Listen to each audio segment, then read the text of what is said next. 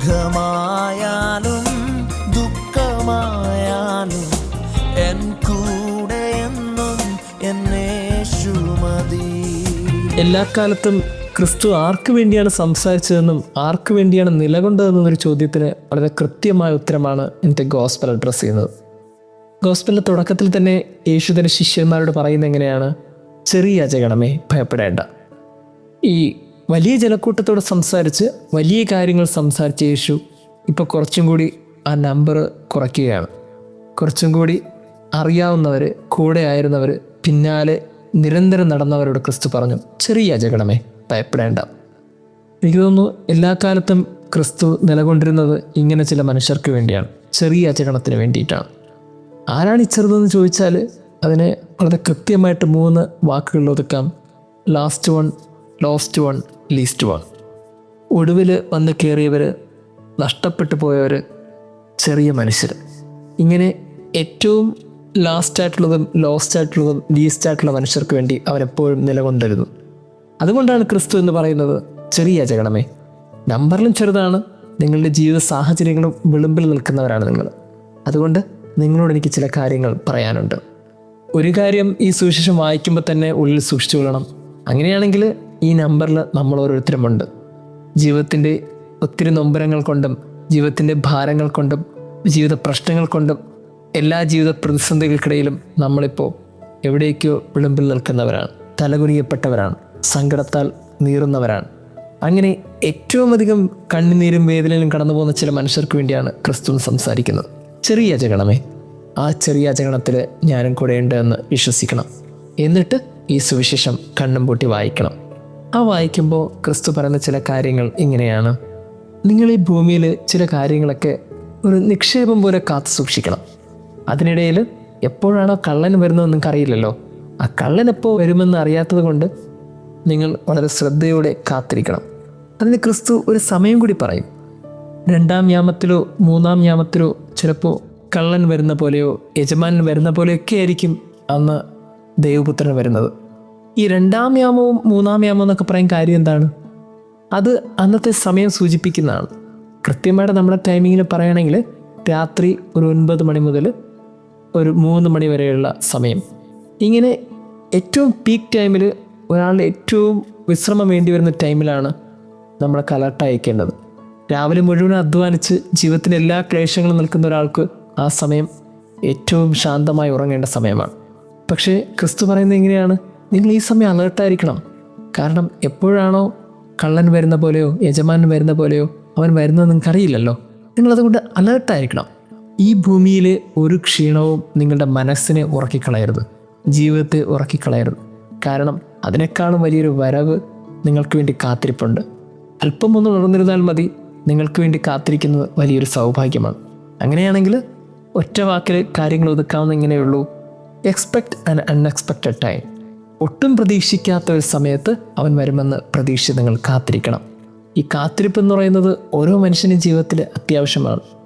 നഷ്ടപ്പെട്ടു പോയ ബന്ധങ്ങളും വിണ്ടുകീറിപ്പോയ സ്നേഹങ്ങളും ജീവിതത്തിൽ ഉണ്ടായിരുന്ന സൗഭാഗ്യങ്ങളും സന്തോഷിച്ച നല്ല നിമിഷങ്ങളും ഓർമ്മയിലെ പുഞ്ചിരിച്ച നാളുകളൊക്കെ തിരിച്ചു വരും.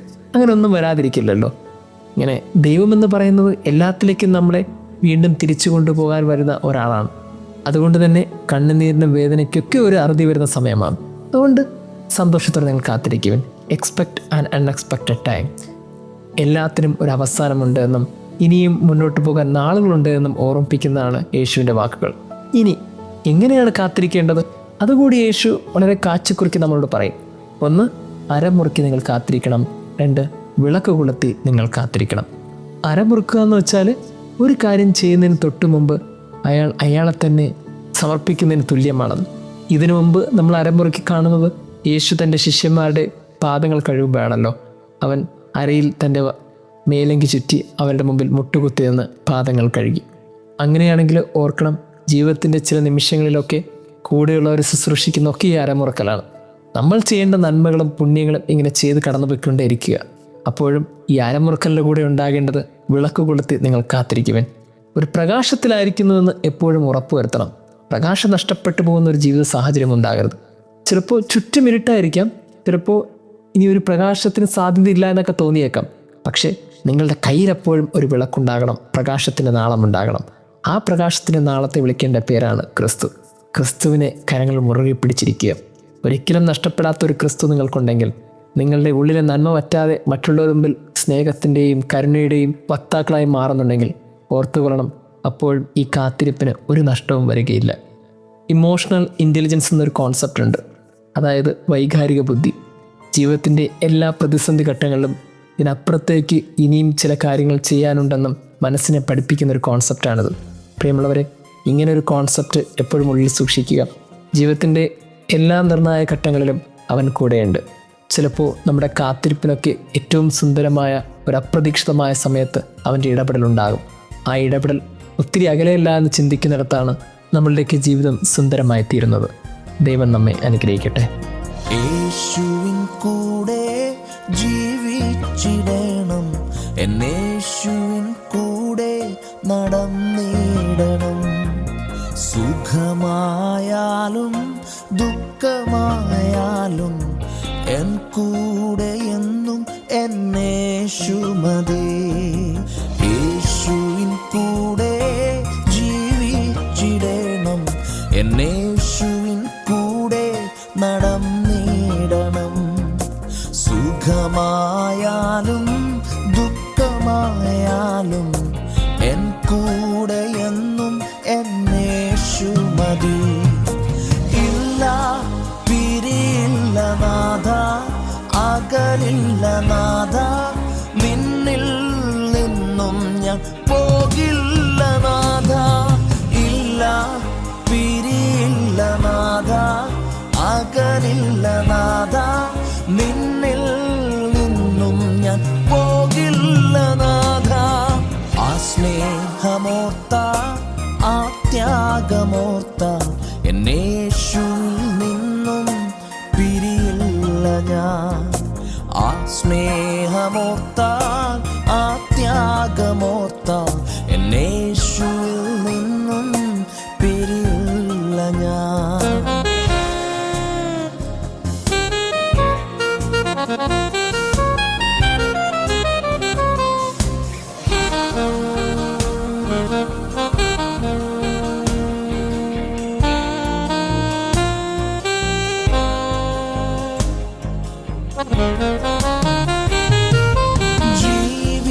ജീവിതമേകുന്നത് എന്തായാലും, മനതാരിലേകുന്നത് മുറിവായാലും, ജീവിതമേകുന്നത് എന്തായാലും, മനതാരിലേകുന്നത് മുറിവായാലും, കണ്ണീരായാലും വേദനയായാലും യേശുവിൽ നിന്നും പിരിയില്ല ഞാൻ.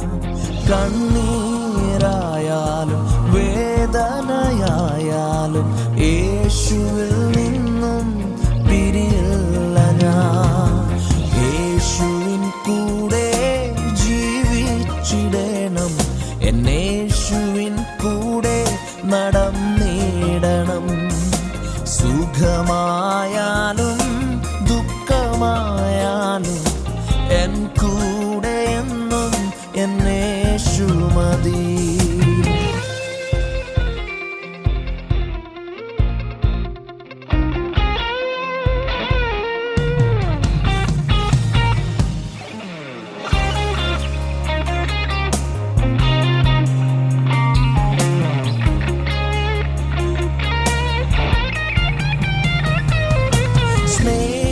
സ്നേഹിതന്മാരേറെ ഉണ്ടായാലും നന്മയാൽ ജീവിതം ധന്യമായാലും, സ്നേഹിതന്മാരേറെ ഉണ്ടായാലും നന്മയാൽ ജീവിതം ധന്യമായാലും, സന്തോഷമായാലും അനുഗ്രഹമായാലും യേശുവിൽ നിന്നും പിരിയില്ല ഞാൻ. സന്തോഷമായാലും